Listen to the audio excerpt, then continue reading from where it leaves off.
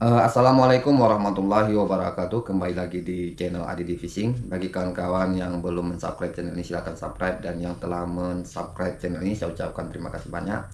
Hari ini kita tidak mancing ya, bukan tidak mancing, tapi kita akan mancing mungkin sore nanti. Jadi pagi ini saya akan menjelaskan tentang solusi mancing casting ya.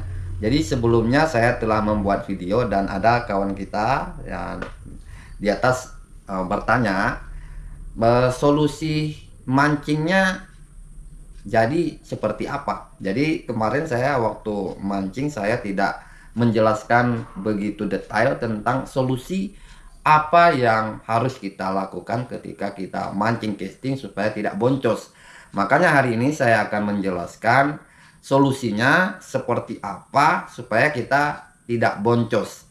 Jadi solusi yang pertama adalah pemilihan spot. Pemilihan spot ini adalah yang terpenting ketika kita mau mancing.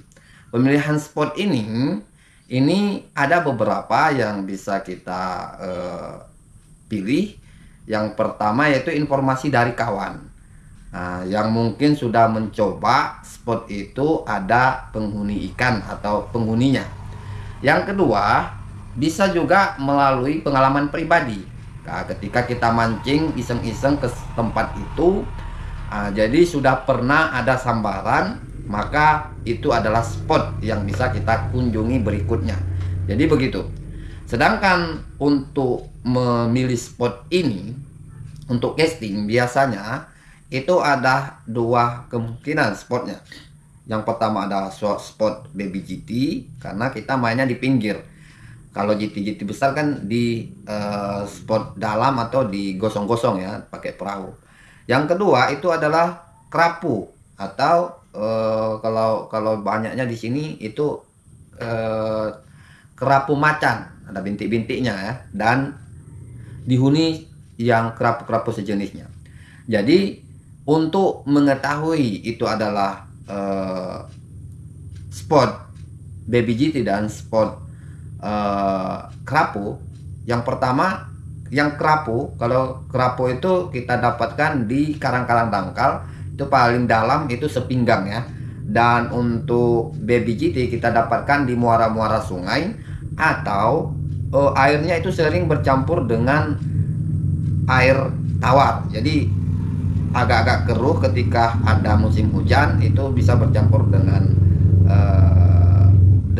air tawar dan bisa bersatu sehingga baby GT-nya itu akan berkumpul di spot itu.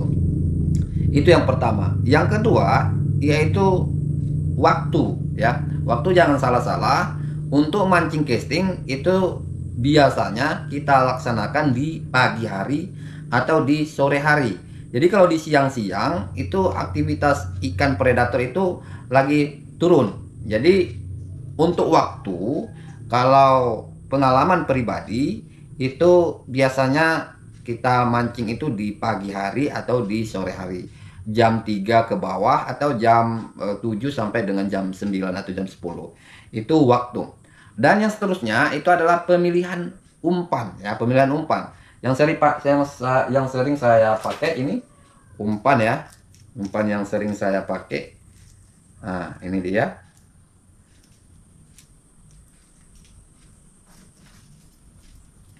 Nah, jadi umpan ini sering saya pakai. Bukan berarti yang lain itu tidak bagus, tapi sering saya pakai warna-warna seperti ini. Nih. Jadi ketika saya casting, ketika saya mancing casting, saya membawa beberapa warna mino. Jadi warna mino, saya bawa beberapa warna mino. Tapi walaupun demikian, sebenarnya kita bisa menebak-nebak ya, warna mino ini identik dengan warna air bening atau keruh dan hangat, suhu air hangat atau dingin. Jadi sebenarnya bisa kita tebak, hanya menebak.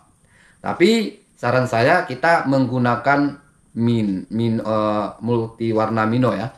Jadi begini menebaknya, ketika warna keruh kita gunakan ketika air laut itu keruh, kita gunakan mino yang warnanya dominan. Ketika air jernih, kita gunakan warna yang metalik. Dia tidak yang menyerupai aslinya, intinya warna ikan asli. Nah, jadi itu ya, untuk supaya kita tidak boncos, kenapa kita bawa mino beberapa buah. Jadi begini, intinya ketika kita sudah menemukan spot, dan di spot itu kita sudah mencoba umpan yang pertama, itu tidak ada sambaran. Biasanya itu ikan itu ketika ada di situ dan mino kita tidak sesuai dengan umpan atau dengan ikan yang ada di situ, dia hanya ikut aja di belakang mino, dia hanya ikut cepu balik, dia hanya ikut. Maka dari itu kita harus sering-sering ganti umpan. Jadi ketika kita sudah melempar 5 kali belum ada sambaran, coba ganti umpan. Yang kedua, kalau belum juga disambar, coba ganti umpan yang ke selanjutnya. Kalau memang sudah kita buat beberapa mino di spot itu memang belum ada sambaran, berarti kita harus pindah spot selanjutnya. Jadi angler ini atau pemancing ini harus memiliki beberapa tempat. Kalau cuma satu tempat itu ya memang alamat boncos ya, karena di spot itu mungkin ikannya tidak ada di situ pada saat kita casting. Tapi bagi kawan-kawan yang ada di pedesaan, saya yakin masih banyak ikan-ikan yang ada di tempat kawan-kawan semua. Kita harus membawa beberapa umpan. Mino ini banyak dijual di pasaran, banyak dijual di toko-toko online seperti Lazada, seperti Shopee, dan brand-brand lain, toko-toko online lain. Ini harga yang murah ya. Kalau membeli umpan itu sesuai dengan kantong, jangan dipaksakan. Kalau pemikiran saya, dengan uang 100.000 dapat 4, kenapa saya harus memilih cuma satu? Jadi begitu. Kalau untuk kualitas itu kita bisa pilih dengan action yang ditimbulkan dari mino itu tersebut. Mino ini kita dapat melihatnya bagus atau tidak dari actionnya. Yang murah itu juga ada yang actionnya bagus. Seandainya tidak bagus, itu kita bisa lihat di sini. Dari sini, nah nih ya, dari pucuk, dari depan, dari sini, dan di belakang ini harus sejajar dia. Kalau memang dia tidak sejajar, maka actionnya dia akan bolak-balik ya. Jadi dia akan habis tenggelam timbul. Setel menggunakan tang nanti. Nah, kalau dia berat ke kanan, kita geser ke kiri lagi sedikit. Jadi bisa kita upayakan ya, sehingga dia bisa stabil jalannya. Jadi dari jalannya sudah bagus, pasti minonya bagus. Sebenarnya kualitas mino itu tergantung actionnya. Kalau dia stabil seperti ini akan bagus minonya. Jadi itulah tips dari saya. Ini pengalaman pribadi, pengalaman kawan-kawan mungkin yang sering casting, bisa disampaikan di kolom komen di bawah ini. Jadi kita sama-sama pemula ya. Saya hanya membagikan sedikit pengetahuan yang saya ketahui. Dan sebenarnya terakhir, kita jangan lupa, segala sesuatu itu Allah yang memberikan kepada kita. Jadi dukung terus channel ini, nah, jangan sungkan-sungkan. Saya tutup. Assalamualaikum warahmatullahi wabarakatuh.